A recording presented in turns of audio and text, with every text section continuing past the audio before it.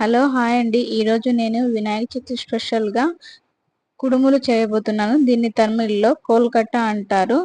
దీన్ని ఎలా రెడీ చేయాలో చూద్దాం రండి. ముందుగా నేను రైస్ పిండిని బియ్య పిండిని ముందుగానే ప్యాకెట్ అనేది బయట నుంచి కొనుక్కొని తెచ్చుకున్నాను.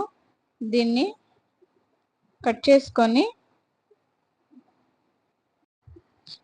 చేసుకొని ఒక బౌల్ తీసుకొని మనకు ఎంత పిండి సరిపోతుందో అంత పిండి వేసుకోండి. ఈ పిండిని మనం ముందుగా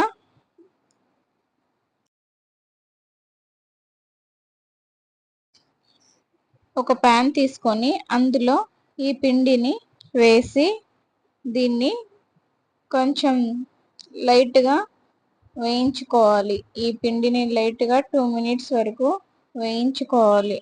ఈ పిండిని వేయించుకుంటేనే మనకు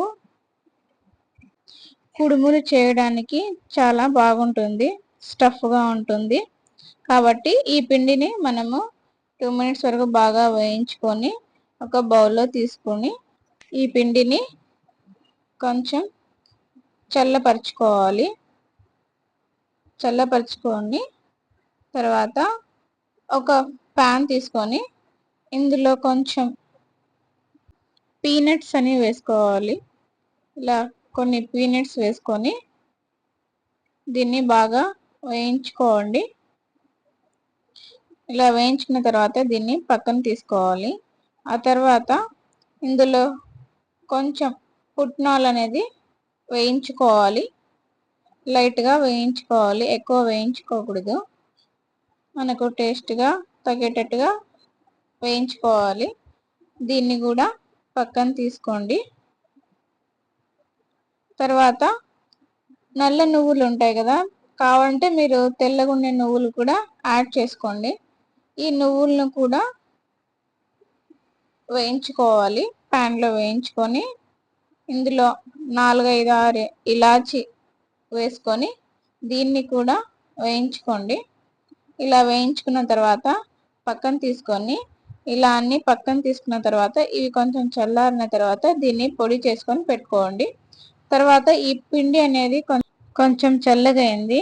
దీన్ని మనము గోధుమ పిండి ఎలా కలుపుకొని పెట్టుకుంటామో అలా ఈ రైస్ పిండిని కూడా అలానే కలుపుకొని పెట్టుకోండి. బాగా మనకు మనము నీట్గా ఎంత బాగా కలుపుకుంటామో మనకు కుడుములు అనేది అంత నీట్గా వస్తాయి. చూడండి, ఇలా మెత్తగా అంత వాటర్ వేసి అంత మెత్తగా కాకుండా ఒక మీడియం సైజ్గా అనేది కలుపుకొని పెట్టుకోండి. దీన్ని చూడండి, ఇలా నీట్గా కలుపుకొని పెట్టుకోవాలి.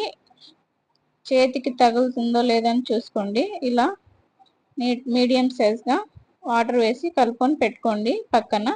తర్వాత ఒక బెల్లాన్ని తీసుకొని దీన్ని పొడిగా చేసుకోవాలి. ఇలా పొడిగా చేసుకున్న తర్వాత ప్యాన్ తీసుకొని ఈ ప్యాన్లో కొంచెం వాటర్ మనకి పాకంకి తగిలేటట్టుగా కొంచెం వాటర్ వేసుకొని ఇందులో బెల్లం ముక్కలు వేసుకోవాలి. మనం పొడి చేసుకున్నాం కదా, ఆ బెల్లం ముక్కల్ని వేసుకొని ఇందులో పాకం లాగా రెడీ చేసుకోండి. మనము ముందుగా పీనట్స్ పుట్నాలు అవన్నీ వేయించుకున్నాం కదా, దీన్ని ఇలా పొడి చేసుకొని ఇందులో మిక్స్ చేసుకోవాలి. పాకం అంత మెత్తగా కాకుండా అంత గట్టిగా కాకుండా మీడియం సైజ్గా మనము పాకం అనేది రెడీ చేసుకోండి. దీన్ని ఇలా కలుపుకొని ఇందులో మనము పచ్చి కొబ్బరిని కూడా యాడ్ చేసుకోండి. ఇలా పచ్చి కొబ్బరిని నేను తురుముకొని వేసుకున్నాను. మీరు ఇందులో వేసుకొనైనా డైరెక్ట్గా వేసుకోవచ్చు మిక్సీలో. నేను ఇలా తురుముకొని సపరేట్గా వేసుకున్నాను. చూడండి, పాకం అనేది ఇలా మెత్తగా కాకుండా గట్టిగా కాకుండా మీడియం సైజ్గా ఇలా పాకం రెడీ చేసుకొని పెట్టుకోవాలి. ఆ తర్వాత మనం రైస్ పిండిని కలుపుకొని పెట్టుకున్నాం కదా, ఆ రైస్ పిండిని కొంచెంగా ఇందులో నుంచి ఉండలు కొంచెంగా తీసుకొని ఇలా చేతికి నెయ్యి కానీ లేకుంటే నూనె కానీ తగిలించుకొని ఇలా రౌండ్గా చేసుకొని దీన్ని కొంచెం ఇలా వెడల్పుగా చేసుకోవాలి. మనకు పునుగులు చేసుకోవాలంటే మనం దీన్ని ఇలానే రెడీ చేసుకోవాలి. మీరు కూడా ఇలానే రెడీ చేసుకోండి. చూడండి, ఇలా మనకు ఎంత లెంత్ కావాలో అంత లెంత్గా తీసుకొని నేను దీన్ని ఇందులో వేసుకొని మనం పాకం చేసుకున్నాం కదా, ఆ బెల్లం పాకాన్ని ఇందులో యాడ్ చేసుకోవాలి. ఇలా వేసుకొని పెట్టుకోండి. ఇలా వేసుకొని పెట్టుకున్న తర్వాత దీన్ని ఇలా క్లోజ్ చేసి ఇలా నీట్గా, అంత గట్టిగా కాకుండా ఒక మీడియం సైజ్గా ప్రెస్ చేసి దీన్ని ఇలా చుట్టూ పిండిని తీసి రిమూవ్ చేసి పెట్టుకోండి. చూడండి, అంతే అండి, పునుగులు చాలా నీట్గా వచ్చేసాయి. దీన్ని స్లోగా తీసుకోవాలి. ఇలా స్లోగా తీసుకొని దీన్ని ఒక ప్లేట్లో పక్కన పెట్టుకోవాలి. ఇలా పక్కన పెట్టుకోవాలి. తర్వాత ఇంకోసారి ఇందులో మనము ఈ పునుగులు చేసినాం కదా, అందులో మనం ప్లాస్టిక్ దానిలో నెయ్యి అయినా నూనె అయినా తగిలించుకొని పునుగులు అనేది రెడీ చేసుకొని పెట్టుకోవాలి. ఇలా అన్నీ నేను రెడీ చేసుకొని పెట్టుకున్నాను.